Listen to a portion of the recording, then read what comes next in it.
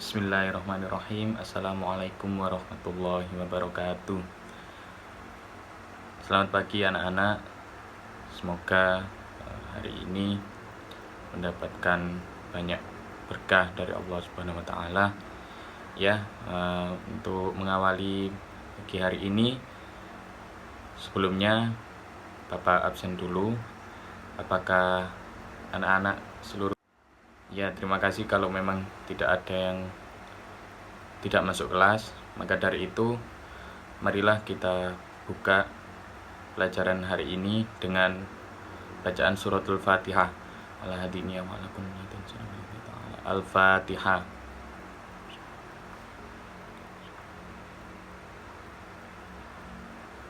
Terima kasih. Hari ini kita akan membahas pelajaran sejarah kebudayaan Islam tentang bab 1, yaitu kehidupan Arab pra-Islam. Iya, sebelumnya Bapak minta untuk anak-anak sekalian untuk melihat di buku pelajaran SKI kita, yaitu dibaca dulu di bab 1, itu bab peradaban Arab pra-Islam. Kita baca dulu sama-sama. Bapak beri waktu 10 menit atau 5 menit saja. 5 menit saja saya kira cukup. Untuk itu, sebelum kita mulai pelajaran ini, maka ada baiknya silakan dibaca dulu buku sejarah kebudayaan Islam itu. Oke, dimulai dari sekarang. Bapak persilakan anak-anak untuk membaca buku SKI dengan bab peradaban Arab pra-Islam. Ya, mungkin sudah dibaca ya sama anak-anak. Mungkin Bapak terangkan sedikit. Tapi sebelum Bapak menerangkan, apa ada yang bertanya? Mungkin ada yang tidak dipahami ataupun kurang jelas memahaminya, ataupun kurang jelas gambarnya. Mungkin bisa bertanya. Kalaupun tidak ada, Bapak akan jelaskan sedikit tentang bagaimana sistem peradaban Arab pra-Islam. Ya, mungkin yang pertama, awalnya itu bangsa Quraisy itu mengikuti ajaran agama Ibrahim dan Ismail, yaitu apa yang disebut dengan Hanifiyah. Dan mereka itu awalnya memang sudah beragama, yaitu agama Tauhid, yaitu agama yang satuan. Dan mereka percaya bahwa Tuhan itu ada satu. Namun seiring berjalannya waktu, hal itu pun berubah dikarenakan ada penambahan atau pengurangan dari beberapa orang yang tidak bertanggung jawab di bangsa Quraisy tersebut. Lalu semakin lama, akhirnya mereka jatuh menjadi penyembah berhala yang dibawa oleh Amir bin Amin bin Lu'ay al-Husbi. Di buku ini disebutkan bahwa ada beberapa bentuk penyemujaan bangsa Arab pra-Islam atau bangsa Quraisy pra-Islam. Yang pertama adalah menyembah malaikat. Menyembah malaikat ini karena mereka menganggap malaikat itu adalah putra-putri Tuhan. Maka dari itu mereka juga menyembah malaikat. Lalu yang kedua adalah mereka menyembah jin dan ruh leluhurnya, karena mereka percaya bahwa mereka sangat-sangat menghormati ruh leluhurnya, dan jin dan setan itu adalah jelmaan dari leluhurnya yang sudah tiada, seperti itu. Lalu yang ketiga, mereka sangat suka menyembah bintang ataupun bintang-bintang. Tapi mereka menyembah bintang-bintang yang pada malam itu mereka lihat sangat berpijar. Mereka percaya bahwa alam ini dikendalikan oleh bintang-bintang yang berpijar tersebut. Seperti itu. Lalu yang keempat, pastinya mereka menyembah berhala. Dan yang kelima, sebelum Islam datang, ada dua agama di bangsa Quraisy, yaitu agama Nasrani dan Yahudi. Itu yang mereka dapat dari bangsa Romawi yang datang untuk berdagang di tanah Mekah. Maka dari itu adanya agama Yahudi dan Nasrani di Mekah atau di bangsa Quraisy. Lalu bangsa Quraisy ataupun bangsa Arab pra-Islam itu sangat-sangat percaya dengan tahayul ataupun opini ataupun mitos akan beberapa hal, seperti mereka percaya ada ular yang ada di dalam perut saat mereka lapar, ya seperti itu. Jadi banyak sekali tahayul-tahayul yang beredar. Ya, setelah kita mempelajari sistem peribadatan bangsa Quraisy atau bangsa Arab pra-Islam, maka untuk selanjutnya adalah yang akan Bapak jelaskan sedikit adalah tentang keadaan sosial bangsa Arab pra-Islam.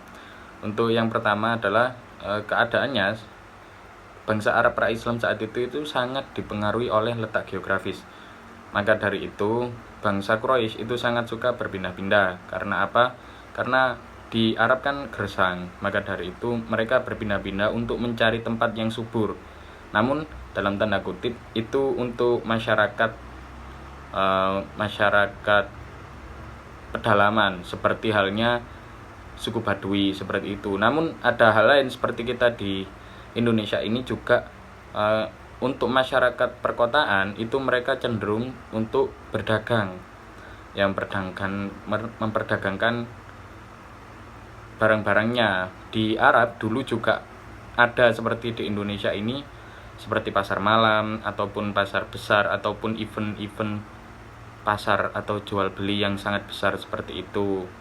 Maka dari itu untuk masyarakat di kota itu mereka lebih suka berdagang. Lalu dari dulu bangsa Arab pra-Islam ini atau bangsa Quraisy ini sangat pintar. Adapun keilmuan yang sangat mereka kagumi atau sangat mereka sukai yaitu ilmu astronomi. Dari mana mereka mendapatkan ilmu astronomi? Mereka mendapatkan ilmu astronomi dari orang-orang Babilonia yang datang ke Arab, dan mereka juga langsung mempercayai itu dan mempelajarinya. Jadi dari dulu itu orang-orang Arab atau orang-orang Quraisy itu sudah sangat pintar di hal astronomi. Lalu dalam hal pemimpin, orang-orang bangsa Quraisy ini tidak mempunyai pemimpin seperti presiden ataupun raja, tidak ada. Mereka hanya dipimpin oleh syekh ataupun amir. Syekh dan amir itulah yang mengatur segalanya. Contohnya seperti dalam hal perang, masalah perang juga, lalu masalah bagi warisan ataupun intinya masalah keuangan seperti itu, pembagian harta lah intinya, dan lain-lain masih banyak.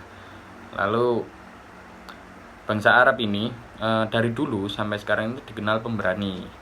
Namun karena keberanian mereka itu sangat-sangat sok berani seperti itu ataupun sangat-sangat frontal, maka tanpa suka pinggir panjang mereka itu juga mudah dimasuki oleh hal-hal yang jelek. Maka dari itu bangsa Quraisy dulu sebelum pra-Islam itu disebut bangsa jahiliyah ataupun masa jahiliyah. Karena apa? Karena dibalik mereka yang sangat pemberani itu mereka sangat bobrok ataupun sangat rusak, seperti halnya terjadi minum-minuman keras, terus pemerkosaan dan lain-lain, karena memang mereka sangat bobrok saat itu. Namun dibalik kejahiliah mereka,